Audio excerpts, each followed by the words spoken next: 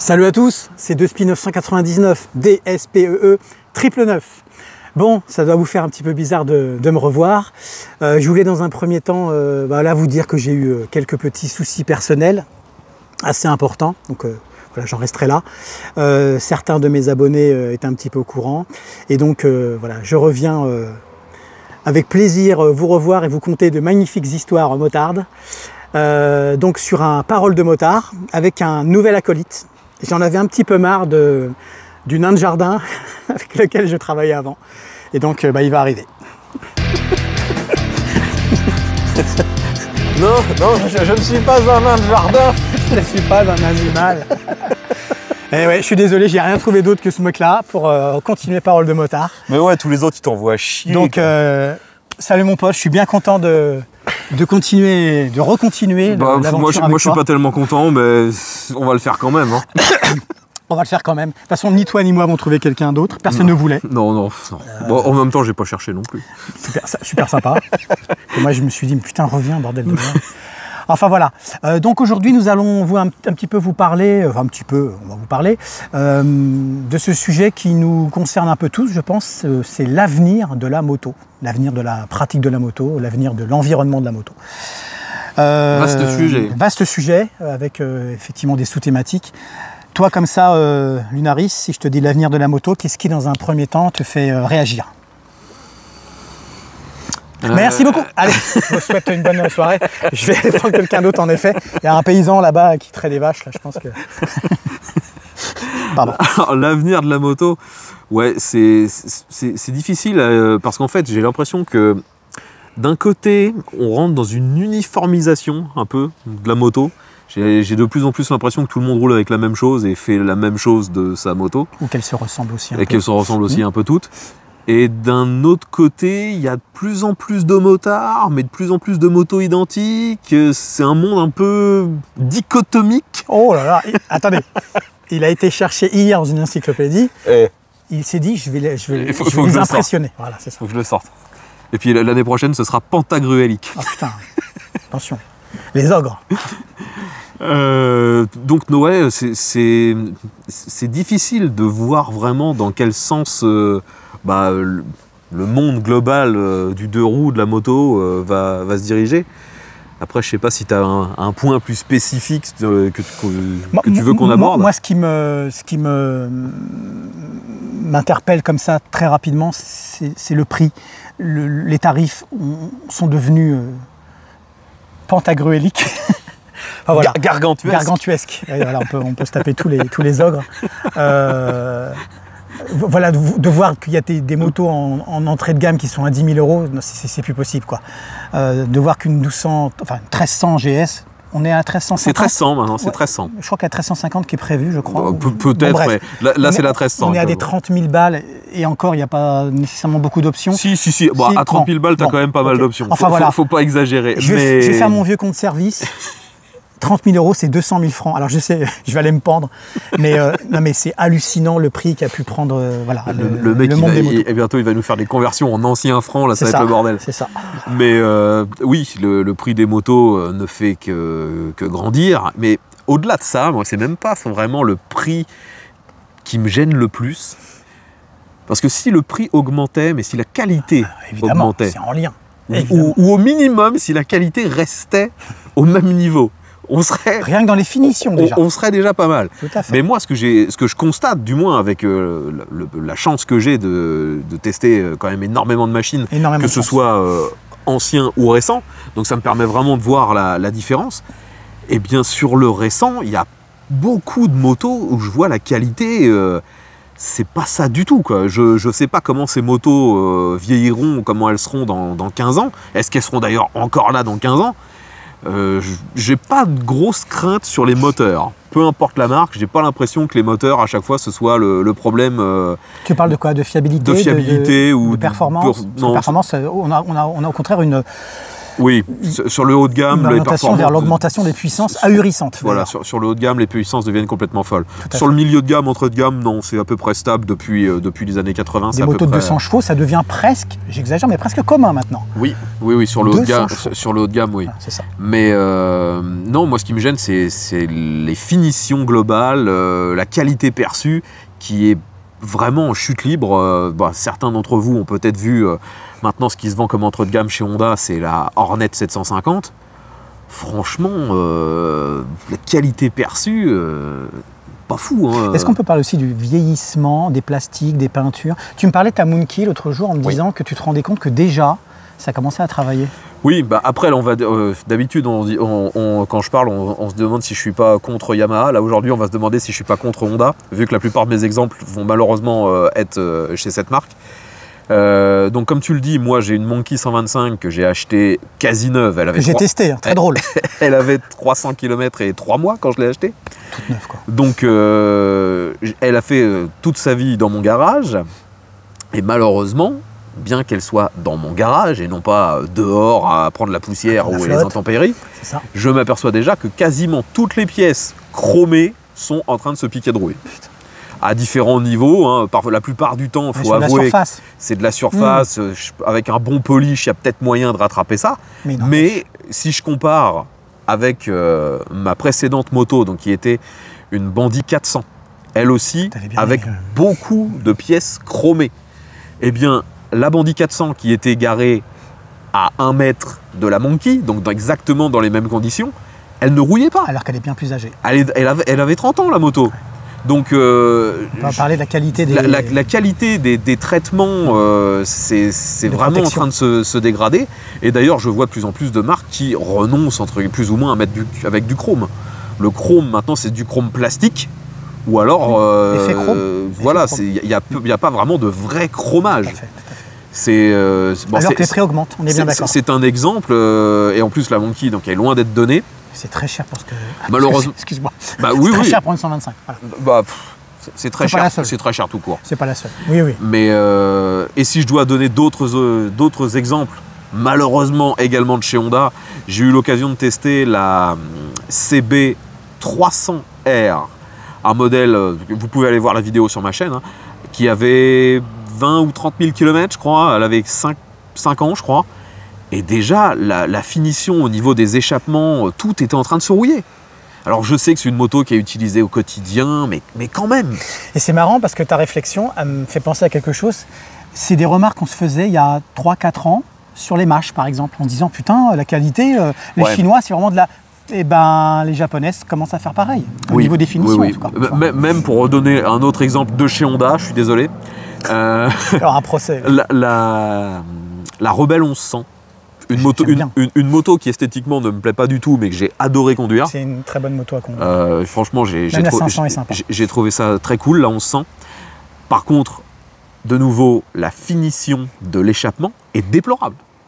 Déplorable. On a vraiment l'impression que c'est un bout de tôle où ils ont mis un coup de bombe à l'arrache, sans vernis, sans rien, c'est du mat.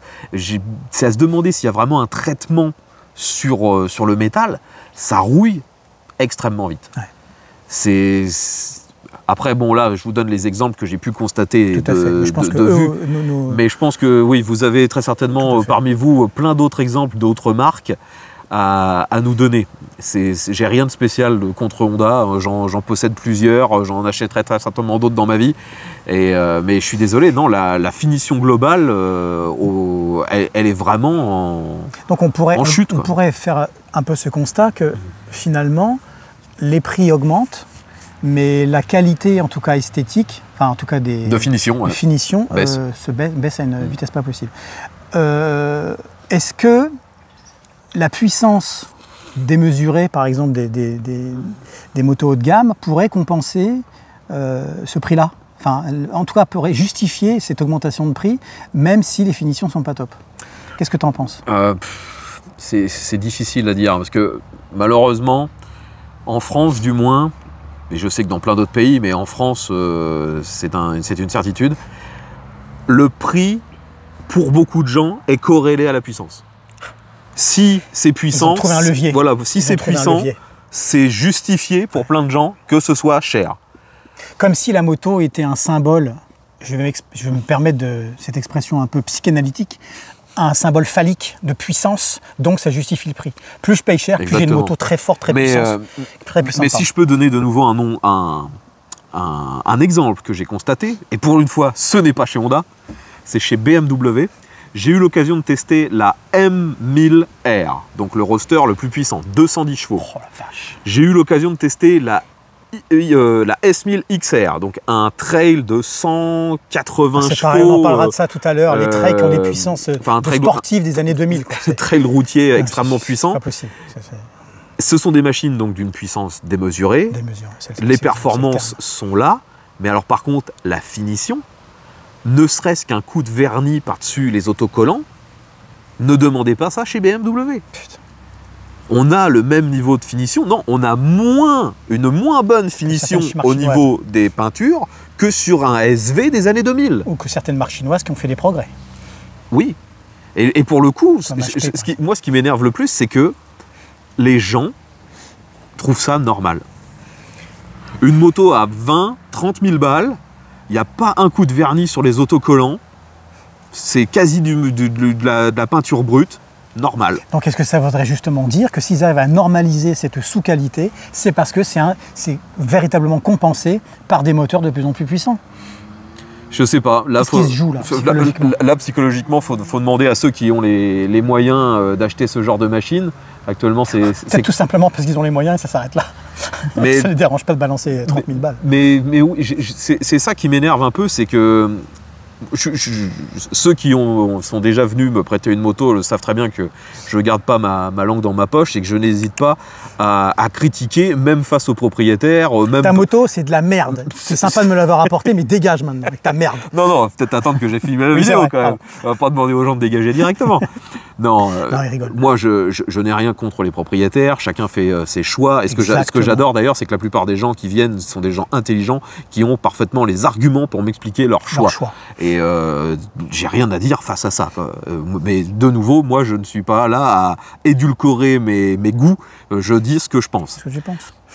Sans exagérer, du moins pendant les vidéos. En off, je peux exagérer un petit peu.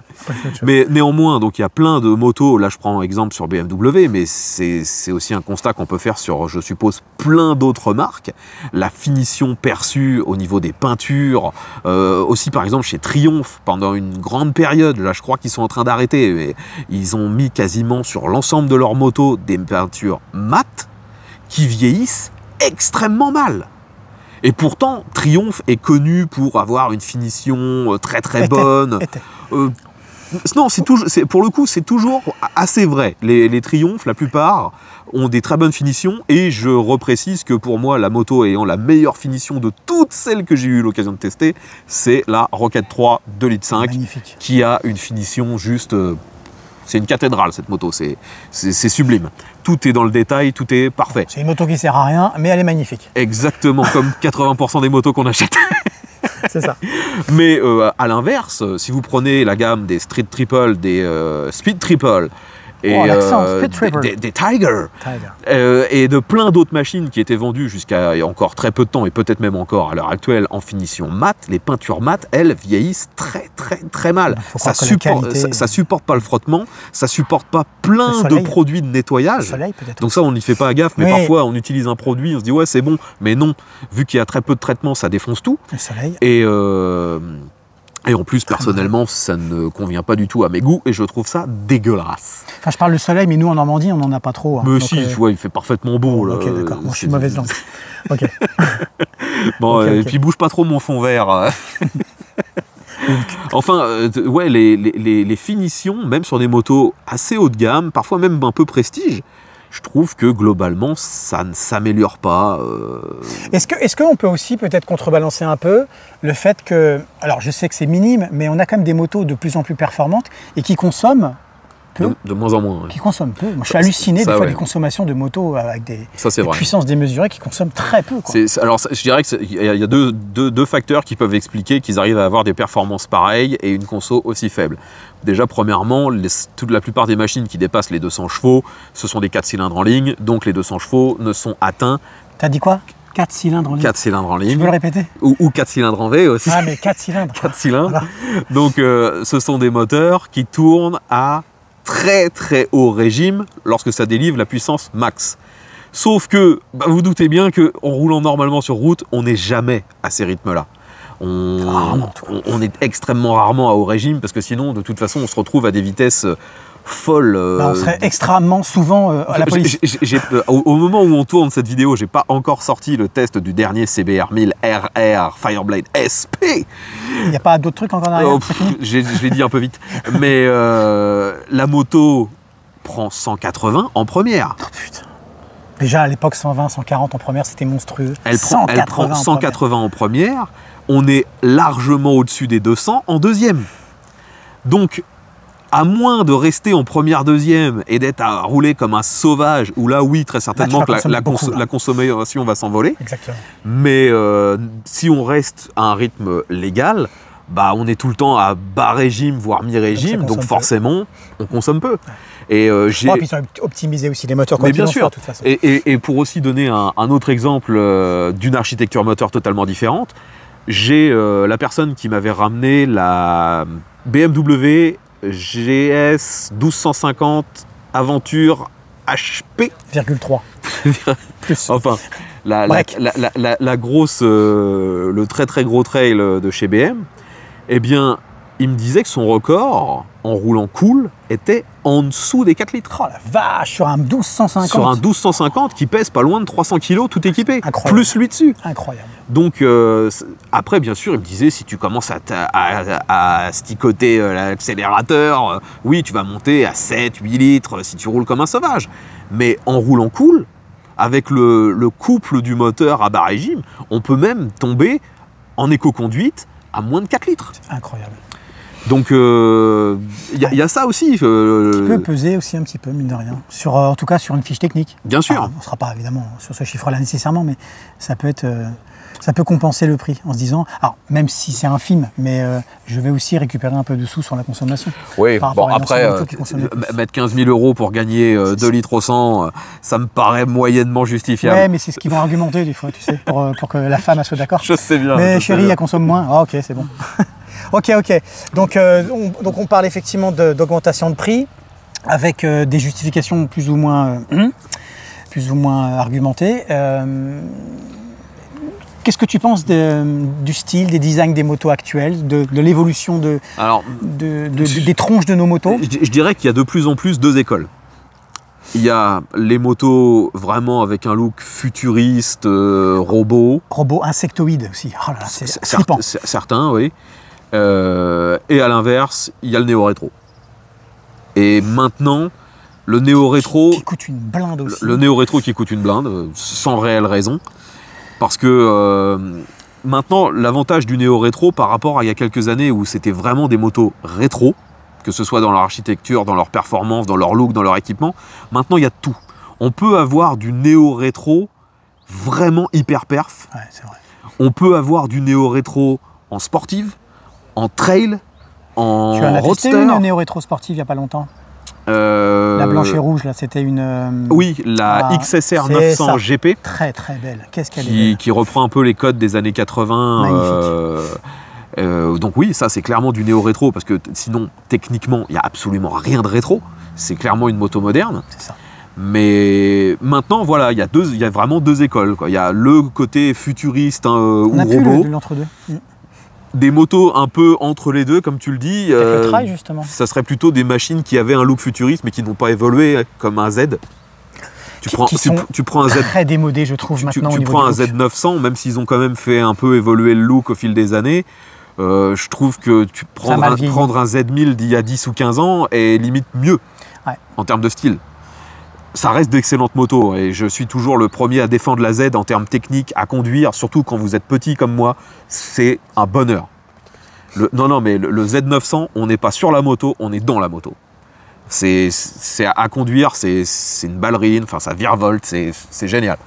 Esthétiquement... Lunaris sur une ballerine. Imaginez simplement la scène, c'est tout. On en tutu. En tutu. Mais Lunaris en tutu, pas la ballerine.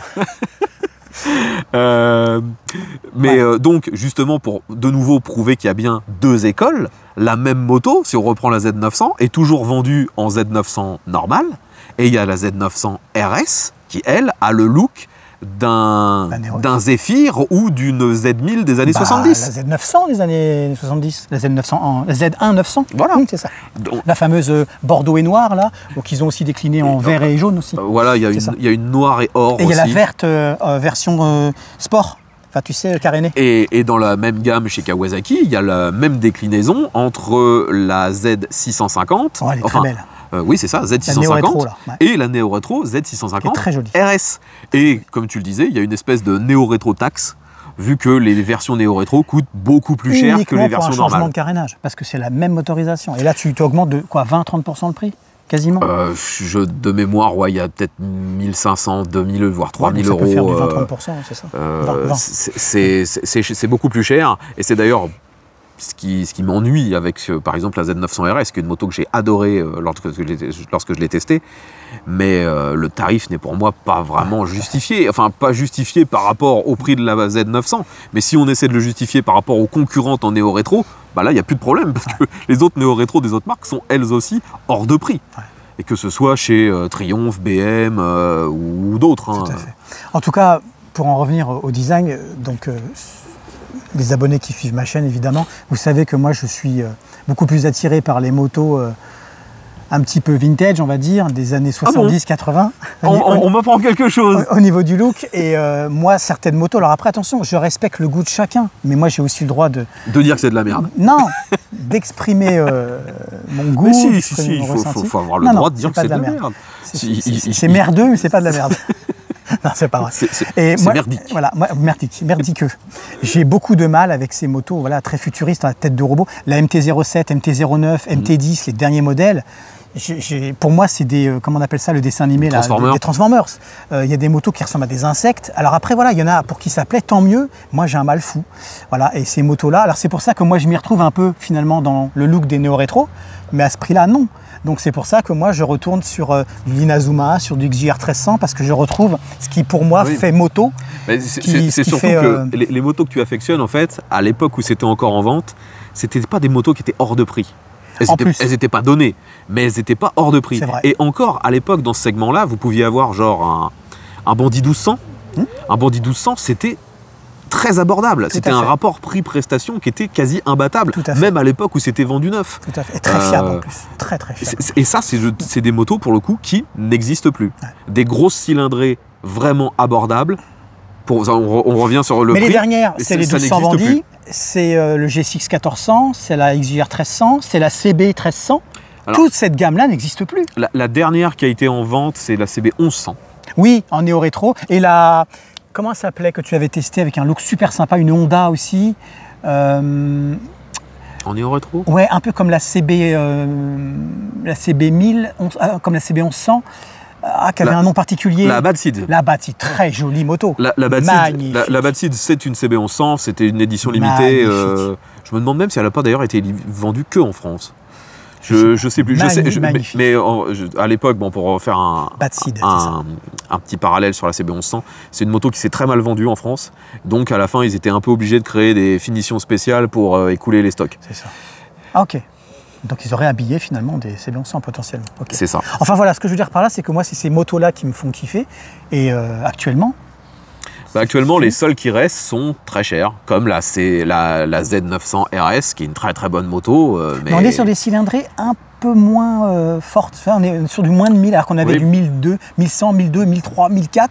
Hop, ça a baissé comme ça. Oui, mais parce qu'en fait, je ne connais pas de marque qui essayerait encore de faire de la grosse cylindrée en 4 cylindres, mais pas hyper perf. Maintenant, une grosse cylindrée 4 cylindres, c'est 200 chevaux. Sinon, ça les intéresse pas, quoi. Les seuls qui vendent encore, je dirais, les seuls qui sont encore modestes, c'est les Japonais qui ont, par exemple chez Suzuki ou Kawasaki, des motos qui ont un moteur en 1000 4 cylindres, ils font 150 chevaux. Et 150 chevaux maintenant. Modeste, vous vous rendez compte, il y a 20 ans, on aurait dit modeste, 150 chevaux, on aurait dit et à conduire, ce sont des missiles. Hein. Mais maintenant, sur les fiches techniques, ça paraît modeste. C'est incroyable. Parce que pour reprendre l'exemple de la CBR dont je parlais tout à l'heure, la CBR 1000 RRR Fireblade SP 0,6. Elle développe 217 chevaux. Et d'ailleurs, je le dis d'ailleurs dans la vidéo où je la teste, hein, mais je ne comprends pas qu'ils n'aient pas essayé d'en dériver un Roadster. Un peu comme ils avaient fait avec la X11. Ça aurait été. La Yabusa avec la Viking. La Viking. Ce serait tellement dingue. Le moteur de la dernière CBR, c'est une folie. Une folie. Le Total Control de Honda, là, les Japonais, ils ont craqué. Quoi. Ils ont fait le contrôle, on s'en fout. Quoi. Ok, on pourrait peut-être aussi parler justement dans cet avenir de la moto un petit peu des motorisations. Oui. On commence à voir un petit peu de moto électrique. Tu m'as parlé d'une moto hybride aussi. J'étais même pas au courant. Chez Kawasaki. Ouais. J'ai pas eu l'occasion de la tester. Ils ont 2 versions de la même moto, une version Ninja, une version Z. Ninja, pardon. Une version Z. Donc un roadster, une semi-sportive, parce qu'en fait c'est juste un carénage et le guidon qui change, si je me trompe pas. D'accord. Alors, il faut que je me souvienne, parce que c'est pas des motos que j'ai eu l'occasion de tester, mais c'est motorisé par des bicylindres de 450 cm3 plus un moteur électrique alimenté par une batterie. Donc chaque cylindre a 450 cm3 ou les deux? Non, c'est un bicylindre de 450 cm3. Ok. Le moteur en lui-même, je crois qu'il développe 50 chevaux. D'accord. Et le reste de la puissance est délivré par le moteur électrique. On peut à partir d'une certaine vitesse, comment ça se passe? Je sais plus. Là, franchement, j'ai pas testé la moto, donc je pourrais pas te dire. Je sais qu'on peut avoir les 2 puissances combinées afin d'avoir, selon eux, quasiment l'accélération d'un 1000. J'y crois moyen. Et ils annoncent aussi qu'avec l'hybridation, la récupération de l'énergie au freinage, tous ces trucs-là, on arriverait à tomber à la consommation d'un 300, 200, alors que eux, ils annoncent les performances d'un 700 à 1000. Du 3-4 litres, quoi. Je ne l'ai pas testé, j'ai juste vu 1 ou 2 vidéos qui en parlaient, parce que habituellement je ne regarde pas les tests des autres parce que pour pas me brouiller avant de tester un truc. Là, ça m'intriguait tellement que. Pour pas t'orienter, peut-être aussi. C'est ça. Donc là, j'ai quand même regardé parce que techniquement ça m'intriguait beaucoup. Et il semblerait que finalement, en termes de consommation, on ne gagne pas tant que ça si on accélère un petit peu fort. Quoi. Okay. Et ce sont des motos relativement chères, hein. Je crois que c'est 12 000 €. Ok. Et je sais plus le nom, c'est la 7 quelque chose. Est-ce que tu as eu l'occasion, que ce soit dans une vidéo ou pas, de tester une Total électrique? Oui. Tu as testé laquelle? J'ai testé en électrique le scooter électrique de chez BM. Je parlais d'une moto. Je testais... Excusez-moi, je suis un peu raciste. Donc j'ai testé le scooter électrique de chez BM, la petite moto électrique de chez BM. J'ai testé une Zero. Ah, la fameuse Zero. Une Zero dont je me souviens plus le nom, mais équivalent de quelle puissance approximativement? Alors qui était vendue comme une 125, mais qui avait clairement la puissance d'une 600. Vache. Et j'ai testé aussi une moto taïwanaise dont je me souviens plus le nom, qui était également homologuée comme une 125, mais qui avait plus de 30 chevaux. Ok. Oh la vache. Parce que. Alors qu'en France, c'est 15 chevaux. Hein, oui, en France, les 125 thermiques sont limités à 15 chevaux, les électriques également. Mais le problème, c'est que sur un électrique, il faut bien faire la distinction entre puissance nominale et puissance maximale. Donc la puissance nominale, c'est la puissance que le moteur est capable de tenir à l'infini. Donc il peut rester à cette puissance-là autant de temps qu'il veut. La puissance maximale, c'est ce qu'il est capable de délivrer à l'instant T en crête.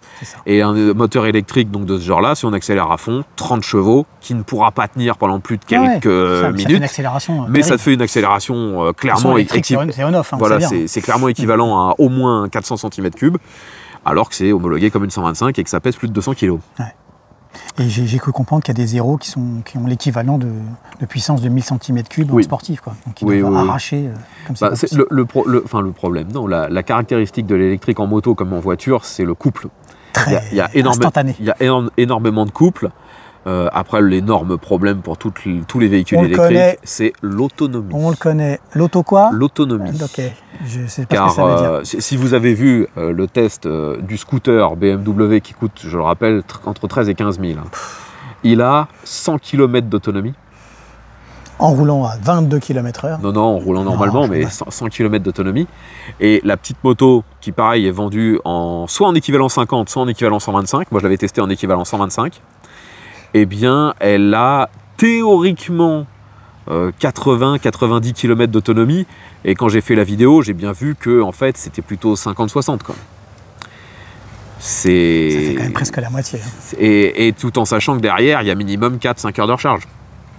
Ouais, on n'est pas du tout au point. Donc non. Ah ouais. L'électrification, autant en voiture, ça peut répondre à une demande, ça commence à mieux répondre et à un usage. C'est plus développé déjà. Mais en moto, c'est totalement anecdotique parce que les batteries ne sont pas du tout adaptées. De toute façon, moi je vous l'ai toujours dit, je te l'ai toujours dit, le jour, alors je serais peut-être mort, mais où il n'y a plus de thermique et c'est la moto électrique obligatoire, j'arrête la moto et je vais faire du vélo électrique. Non, je déconne.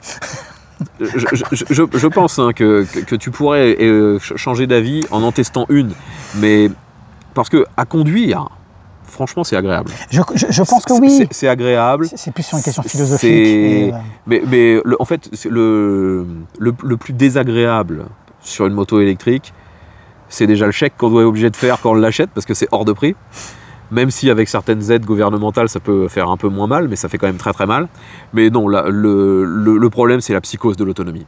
C'est exactement ça, c'est le psychose. Je suis sûr que tu regardes tout le temps. Tout le temps. Tout le temps. Ta jauge de carburant, quel con. La jauge de batterie. Niveau de batterie. Oui, on est en psychose. En stress total. Parce qu'en plus, on sait très bien qu'au fil que la batterie s'amenuise, les performances baissent. Bien sûr. Ce qui n'est pas le cas en thermique. En thermique, je suis sûr que tu profites bien moins de la puissance de ta moto ou de ta voiture. Parce que tu te dis, putain, si je tape trop dedans, la consommation théorique va complètement s'effondrer. Bien sûr. Donc, c'est pour ça que pour moi, je dis, actuellement, pour moi, les électriques en moto, c'est pas adapté. Ouais. Je serais curieux justement de tester la fameuse hybride dont je parlais tout à l'heure, mais sinon non.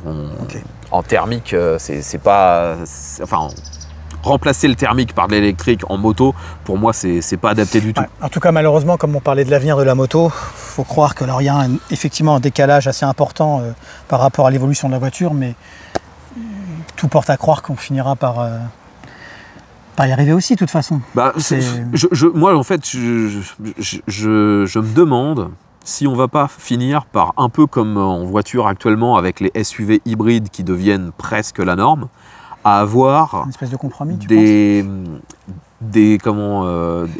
trails hybrides. Parce que les trails sont des machines assez déjà imposantes actuellement. Donc on peut assez facilement, sur une machine qui pèse déjà dans les 250 kg, imaginer revoir techniquement le véhicule pour conserver un poids à peu près identique et y caser quelques batteries qui pourraient éventuellement servir justement à regagner de l'énergie, regagner certains trucs. Mais ce genre de truc est envisageable que sur des motos très grosses. Ouais. Après, je sais qu'actuellement, les trails, c'est extrêmement populaire. Alors justement, j'allais rebondir là-dessus. C'est pas inenvisageable. J'allais rebondir là-dessus. Est-ce que... alors moi, j'en vois de plus en plus. Il est difficile de ne pas les voir. Dans toute classe sociale, d'ailleurs. Bon, moins accessible, effectivement, quand on est au SMIC. Est-ce que ce trail-là, qui est devenu très polyvalent, qui est doté de moteurs avec une puissance, mais sur le haut de gamme, je ne comprends pas quel est l'intérêt, excusez-moi, d'avoir un trail qui a 180 chevaux. C'était la puissance d'une hyper sportive dans les années 2000, de la plus puissante des hyper sportives. Et là, on disait, mais c'est... Voilà, on a des motos donc, qui sont aussi puissantes que les sportives, mais qui en plus sont archi confortables, archi polyvalentes, excuse-moi, certaines ont de la gueule. Oui. Très honnêtement, il y en a que je trouve plutôt belles, d'autres un peu moins jolies. Est-ce qu'on ne serait pas un peu en train de se diriger vers cette moto, j'ai envie de l'appeler hybride du coup, qui serait un petit peu un mix de plein d'autres motos. Est-ce que l'avenir de la moto, c'est pas peut-être aussi ce fameux trail qui aussi représente aussi cette envie de liberté à l'endroit où on vit dans une société un peu liberticide? Qu'est-ce que tu en penses, toi? Oui, non, mais je suis assez d'accord avec toi que si de plus en plus de gens s'orientent sur le trail, c'est déjà cette connotation évasion, aventure, liberté, même si on sait tous que 80%, voire 90% vont rouler en ville. Vont rouler en ville sur le périph'. En costard. En costard, je sais pas, mais enfin, que ce sont des véhicules qui finalement roulent très peu en peu comme les 4x4, comme certains 4x4, cela dit. Exactement. Le grand luxe. Mais comme tu l'as souligné également, l'avantage maintenant de ces véhicules-là, c'est qu'ils sont hyper bien équipés hyper performant, donc on peut en faire ce qu'on veut. C'est ça, c'est une polyvalence. On peut envisager de rouler sur l'autoroute toute la journée avec, on va être protégé, on aura, si on veut, les sièges, les poignées chauffantes. Tu veux doubler, comme tu veux. Tu peux mettre de la bagagerie, tu peux installer un passager derrière sans problème avec un top case, en plus ça fait office de dossier, la personne est bien. Les systèmes d'intercom intégrés aux motos, les haut-parleurs, on arrive sur des machines qui sont aussi bien équipées, voire mieux équipées que certains cabriolets. Oui, sécurisantes. Et oui, il y a un effet de mode sur ces motos-là. Mais une mode pour la mode ou une mode parce qu'il y a une prise de conscience? Les deux. Pour moi, les deux. Il y a un effet de mode certain. La mode, ça se discute pas, c'est l'air du temps. Jamais il y a 10 ans, on aurait imaginé que les trails finiraient par être à la mode. C'est impossible. Il y a 10 ans, si quand même, c'était déjà quand même assez populaire. Oui, peut-être un peu plus. Il y a 20 ans. Ouais, il y a 20 ans. Il y a 20 ans, les gens qui étaient vraiment à fond sur la moto. C'était le baroudeur, point. Voilà, c'était plus, je vais m'acheter un R1, je vais m'acheter un CBR, une Ducati, je sais pas quoi. Enfin, les trails, maintenant, ont la puissance des sportifs d'il y a 15-20 ans. Voire plus. Clairement. Quand tu vois la KTM Adventure, là. Ouais, mais je te dis, c'est pas la seule. Hein. Tu vas chez Ducati, la plus puissante, je crois qu'elle fait 180 chevaux aussi. Ouais, c'est ça. Comment ils l'appellent, la Multistrada V4 R, je crois, ou Rally, enfin, je sais plus. Enfin, il y a tellement de déclinaisons, j'en oublie. Mais moi, j'en avais testé une normale. Elle ne faisait que 170 et quelques chevaux. Mesquine. Tu passes de 100, tu accélères, tu veux t'engager, tu te dis ouais je vais m'engager à 130, tu regardes ton compteur, je suis à 190. C'est un confort, un niveau d'équipement qui est dingue. Ces machines sont sécurisantes. Est-ce qu'on pourrait peut-être dire que pour une fois, elles sont chères, mais ça en vaut la peine? Attention, au moins on a quelque chose de qualitatif à tous les niveaux. Alors, pour du 30 000 balles par exemple, ou du 20, 25, je sais pas. Parce que là, à ce moment-là, au moins on a quelque chose qui répondrait plus ou moins à ce prix. Alors, clairement... J'extrapole, t'as bien compris. Non, mais clairement, actuellement, là où les marques mettent le plus de techno et de plus de techno, entre guillemets, avant-gardiste, c'est sur les trails. C'est sur les trails. Hein. Les sportives, même s'il y a encore quelques marques qui mettent des billes là-dedans, ce qui est de plus en plus rare, mais il y en a encore, c'est performance, mais de la vraie technologie pour le quotidien, non. Non, clairement, c'est même plutôt l'inverse. On va enlever le plus de choses possible pour que ça soit performance à fond. N'espérez pas avoir une jauge de carburant sur un CBR 1000 ou sur une Panigale V4. Je ne comprends pas. Et visiblement, ça n'arrivera jamais. Je ne comprends pas. Ils se disent, les quelques grammes qu'il y a à gagner là-dessus, ils sont gagnés. Quelques grammes aussi. Oui, non, mais c'est aussi, on a le voyant de réserve, ça suffit bien, tu passeras au stand quand tu as besoin. Hallucinant, c'est ça. C'est ça au stand. Mais voilà. Par contre, à l'inverse, sur des motos type trail, là oui, il y a une technologie dingue, il y a des radars pour les angles morts, il y a caméra à l'avant, caméra à l'arrière, il y a le traction control anti-patinage bien sûr, il y a l'anti-wheeling, on peut tout gérer, on peut gérer le frein moteur. Les modes pluie, racing, road, tout ça. Tout est paramétrable. C'est ça. On a aussi maintenant des radars qui permettent d'avoir comment on appelle ça? Un cruise control adaptatif. Oh, ok. C'est le nom, comment t'appelles cruise control en français? Oui, j'ai bien, mais... Le régulateur de vitesse. Le régulateur de vitesse, exactement. Donc un régulateur de vitesse adaptatif, ce qui fait que je l'avais testé sur la GS 1250 et aussi sur la Multistrada V4S.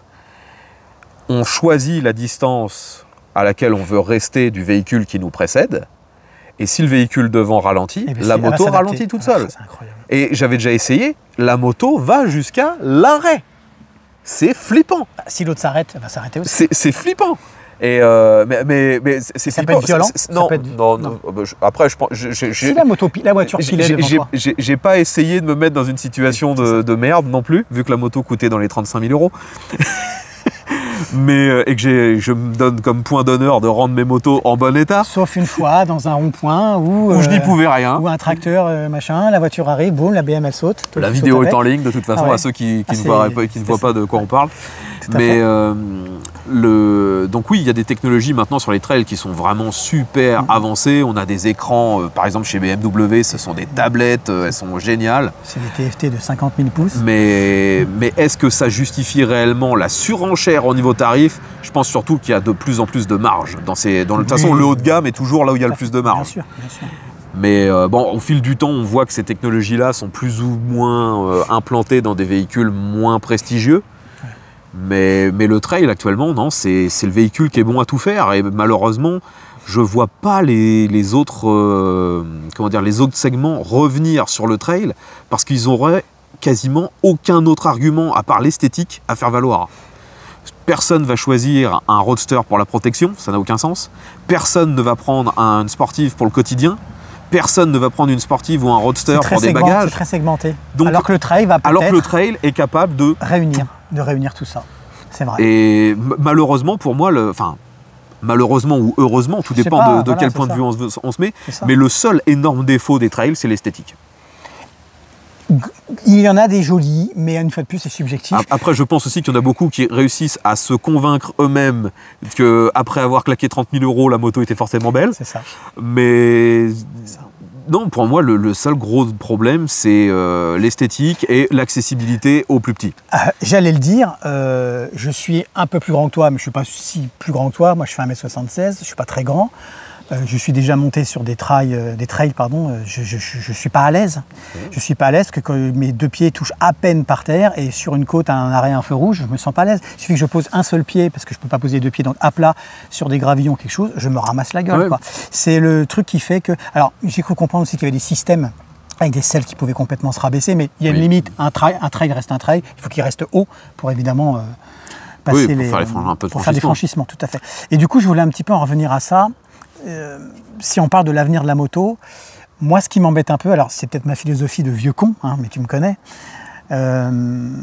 pour moi, dans cette philosophie de la moto, c'était aussi un peu la prise de risque, le goût du risque, le fait de piloter ta moto et tous ces assistances. Je sais que c'est très bien pour la sécurité, je sais que c'est très bien pour le confort, mais ça me fait perdre un petit peu l'authenticité de l'aventure, du voyage, du risque. Je ne sais pas, toi, ce que tu en penses. Alors, à une certaine époque, j'aurais été d'accord avec toi. Ouais. Maintenant, je suis de moins en moins. Parce qu'en fait, le truc, c'est que, de toute façon, des motos récentes qui n'auraient aucune assistance, maintenant, c'est disponible que sur l'entrée de gamme. Ah oui, mais je suis bien d'accord. Et du coup, c'est un peu de la merdouille, peut-être. Qualitativement. Ça se discute. Mais c'est surtout que maintenant, ces systèmes électroniques sont pour la plupart tellement bien intégrés, tellement efficaces, que tu ne t'aperçois pas qu'ils sont là. À aucun moment, ça te change quoi que ce soit à ta conduite. Ou du moins, si ça a changé quelque chose, tu ne seras jamais au courant. Donc ça sert qu'en cas... Ça sert, ça t'aide, ça te sauve la vie, tu n'es pas au courant. Okay. Ou du moins, tu es au courant si lui a décidé que tu seras au courant. Okay. Ça m'est arrivé récemment, que ce soit en moto ou même en voiture, d'accélérer un peu fort et de voir le logo Traction Control s'allumer. Je n'ai rien senti à la conduite, que ce soit en voiture ou en moto. Hein. Donc ces techniques-là sont quand même efficaces. Après, il est vrai que quand on veut vraiment pousser ces genres de machines au maximum, on est plus ou moins contraint de baisser, voire de désactiver certaines aides. Et là, oui, on retrouve toute la dangerosité du truc. Est-ce que le fait d'être assisté, voire surassisté, on pourrait aussi, parce qu'on a confiance dans l'efficacité de sécurité de la moto, baisser sa vigilance et du coup se mettre finalement presque plus en danger? Oui. Alors, c'est un problème pour moi qui n'est pas spécialement lié à l'électronique, mais à partir du moment où une machine est vraiment super facile, sécurisante, tu lui fais confiance. instinctive, on a tendance à pousser toujours ses limites un peu plus loin. Alors que quand tu as une moto, excuse-moi, quand tu as un VMAX de 1985 qui freine pas, tu sais qu'il va falloir 352 mètres pour freiner, donc du coup tu anticipes. Non mais c'est exagéré, mais bien sûr, quelque part. Mais c'est quelque chose que j'ai d'ailleurs dit assez souvent lorsque je testais des roadsters récents, que ce soit de moyenne, grosse ou très grosse cylindrée. La plupart sont tellement faciles à prendre en main, tellement efficaces, que très rapidement on se prend pour un pilote. C'est ça. Et certains, l'électronique peut rentrer en cause et ça peut améliorer entre guillemets votre facilité de prise en main. Mais il y en a d'autres où c'est juste la moto qui est juste super bien faite.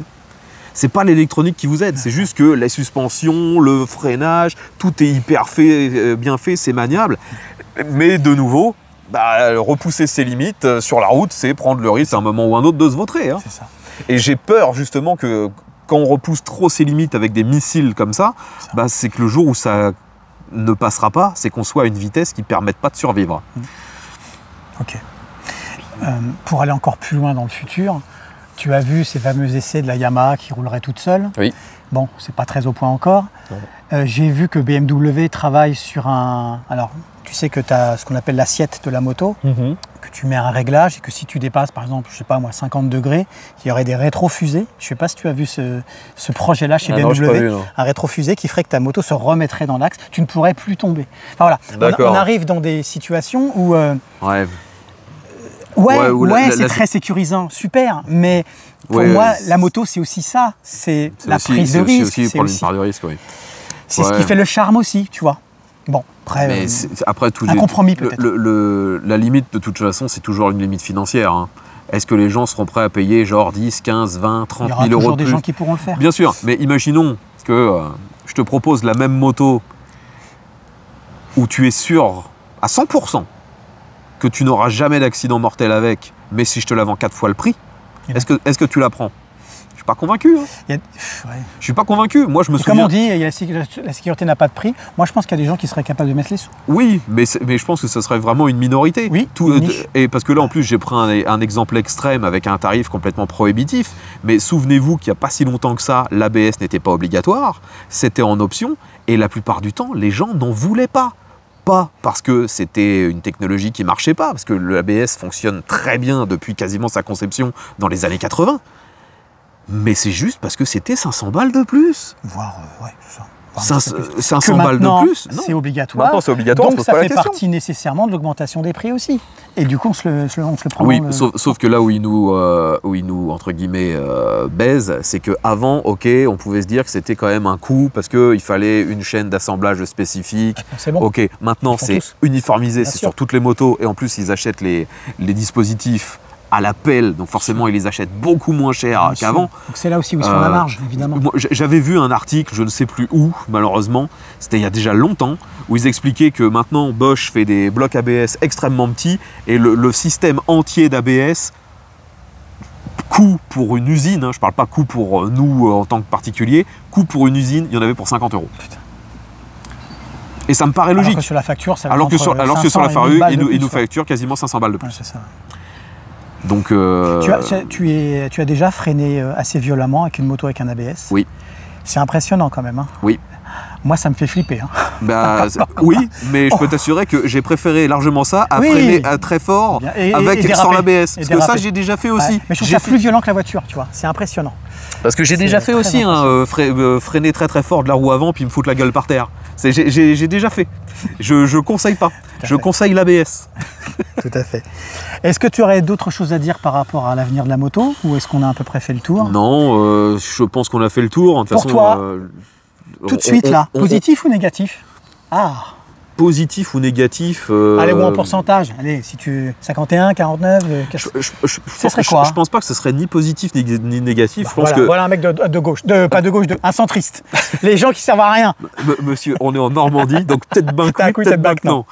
Mais non, pour moi, les motos, malheureusement, vont être de plus en plus chères parce que en France, du moins, la moto est de plus en plus un loisir. Un luxe même. Et donc, quand c'est un loisir, on peut faire payer les gens des tarifs abusé. Bien sûr, parce que c'est pas obligatoire. Donc, alors que quand c'est une nécessité, tu ne peux pas faire payer aux gens un tarif abusé. Si vous allez dans les pays où la moto est réellement le moyen de déplacement principal, vous trouverez des petites 125 à 1000 €. En Inde. En Inde, en Afrique, en Chine, vous trouverez des 125, même de marques connues, Honda, Yamaha, Suzuki, ce genre de choses, pour 1000 balles neuves. En France, c'est impossible. Les mêmes motos coûtent 3000 € chez nous. Les mêmes, hein. Je dis pas un modèle spécifique pour nous, non, les mêmes, 3000 €. La frais de la demande. Donc, nous, vu que c'est un marché de niche et que les gens, visiblement, sont prêts à mettre de plus en plus de pognon, les marques n'ont aucune raison de se priver. Et donc, les prix, pour moi, n'iront que en allant de plus en plus cher sur le haut de gamme. La seule chose qui pourra ramener un petit peu les prix vers le bas, c'est les nouvelles marques chinoises. Est-ce que par contre, dans le temps, la durée, la fiabilité, les technologies... Ils ont l'air de progresser quand même, je trouve, globalement. Oui. Mais bon, tu vois, il y a un contre-exemple. Royal Enfield, je trouve que ce sont des motos de qualité qui ont un look super sympa néo-rétro et qui restent à des prix très corrects. Alors par contre, on ne va pas chercher la puissance, là on est complètement d'accord. Exactement. Mais Royal Enfield, je trouve que c'est une marque qui ne se gaffe pas, enfin en tout cas qui semble ne pas se faire une marge monstrueuse. On a des motos à 5-6 000 balles, très sympas. Mais est-ce que tu sais que les mêmes motos sont vendues 2000 € en Inde? Non mais... La même, hein. Évidemment. En tout cas, ce qui arrive en France, par rapport à d'autres marques, ça reste... C'est abordable pour nous, on va dire. C'est abordable pour nous, mais c'est hors de prix par rapport à ce que c'est à la sortie d'usine. Tout à fait. Et après, sur le style des motos, moi je pense qu'on va continuer vers le trail. Hein. Il n'y a aucune raison pour que ça aille pas vers le trail. Ça va marcher un bon bout de temps. Il y aura forcément toujours d'autres motos, mais le trail va continuer de s'imposer. Ouais, puis on a revisité l'Africa Twin, on a revisité la Ténéré, on a revisité... la Lucky Strike, les Cagiva, les machins. Ça va se revisiter tout ça. La nouvelle V-Strom existe en finition de Jebel. Elle vient de ressortir. Voilà. Donc on surfe aussi en même temps sur... C'est une nostalgie. C'est peut-être pas du néo-rétro, parce qu'elles sont très modernes quand même, mais sur la nostalgie de ces icônes, on va dire, du Paris-Dakar par exemple. Bien sûr, bien sûr.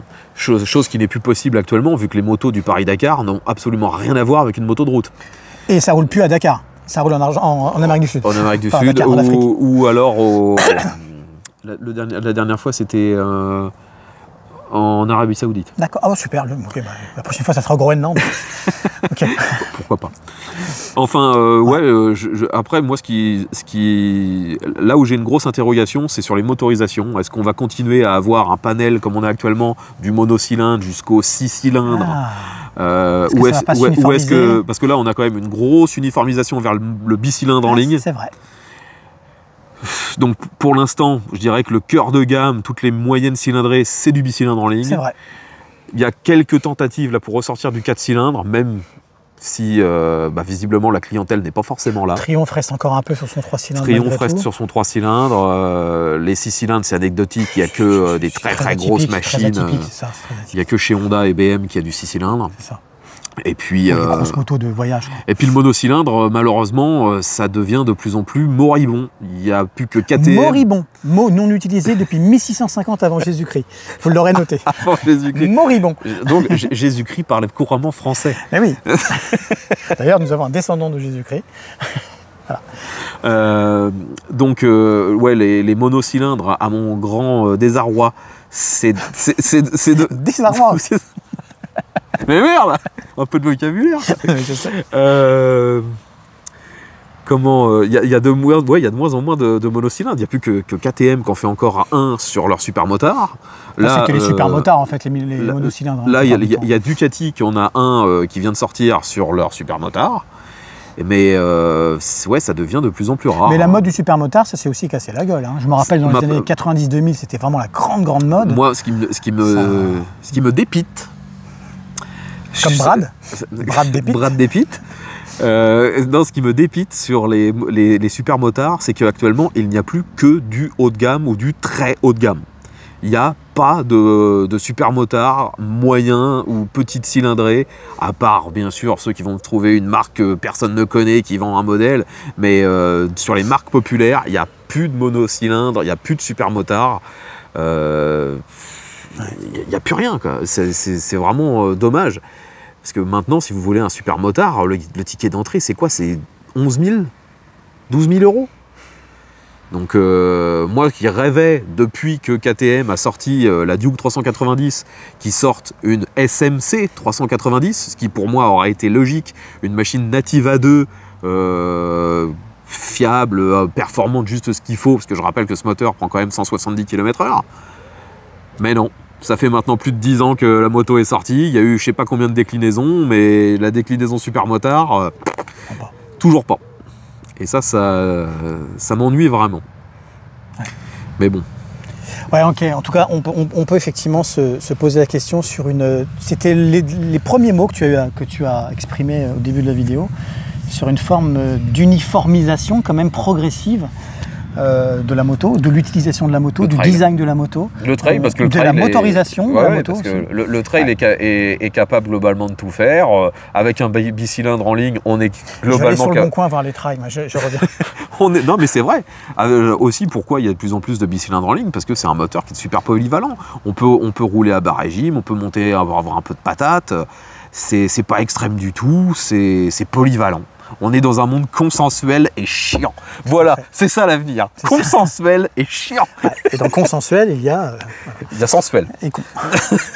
Ok, bah écoute, donc ouais, tu pourrais pas vraiment te positionner sur quelque chose de plutôt positif ou négatif sur l'avenir de la moto. Ce serait trop complexe. Je pense que ça va évoluer comme actuellement. Ça va ni mieux ni pire. Ça va rester globalement comme c'est là, mais avec très certainement de plus en plus de trail. Alors, peut-être qu'on pourrait rajouter un truc. C'est le côté liberté.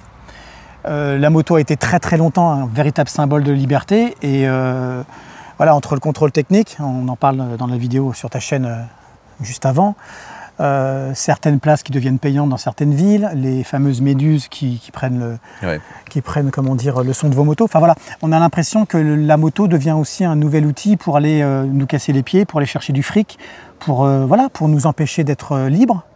L'avenir de la moto, c'est peut-être aussi ça, c'est que ce symbole-là de liberté s'estompe un peu. Tu vois. Et c'est pour ça, pour moi, que les gens vont de plus en plus essayer de s'extraire des villes, parce que c'est et le trail, et là on fait le tour, et de nouveau le trail serait effectivement une réponse plus ou moins adaptée à ce besoin de liberté, d'évasion. Exactement, parce que finalement, je te dirais que j'ai l'impression que oui, on est de plus en plus pris pour des vaches à lait en tant que motard. En tant que citoyen, tout simplement. Mais je dirais plus qu'on est en train de rééquilibrer par rapport aux automobilistes. C'est ça. Parce qu'en tant qu'automobiliste, on était trop libre, nous. On est des vaches à lait depuis belle lurette. C'est ça. Le motard était trop libre, il était trop tranquille. Donc c'est devenu un nouveau marché pour aller chercher du fric. Exactement. Puis en plus, ils sont friqués, ils achètent des motos à 30 000. C'est ça. C'est ça. Bah écoute, merci à toi. Merci de nouveau de m'accueillir sur ta chaîne. De m'accueillir sur ta chaîne. N'hésitez pas à commenter, n'hésitez pas à donner votre avis sur ce que vous pensez des pouces. Mettez-moi plein de pouces. Ce que vous pensez effectivement de l'avenir de la moto, si vous êtes plutôt optimiste, pessimiste. Est-ce que vous avez revendu la vôtre? Voilà, est-ce que vous en avez marre? Est-ce que vous voulez une électrique? Est-ce que vous voulez une hybride? Est-ce que vous êtes acheté un vélo électrique? Est-ce que vous voulez une trottinette? Ce serait peut-être le meilleur compromis sera peut-être la trottinette. Bref, bonne journée, bonne nuit, bonne soirée, ça dépend à quelle heure vous regardez la vidéo. À bientôt. Salut. Et à tous. Salut.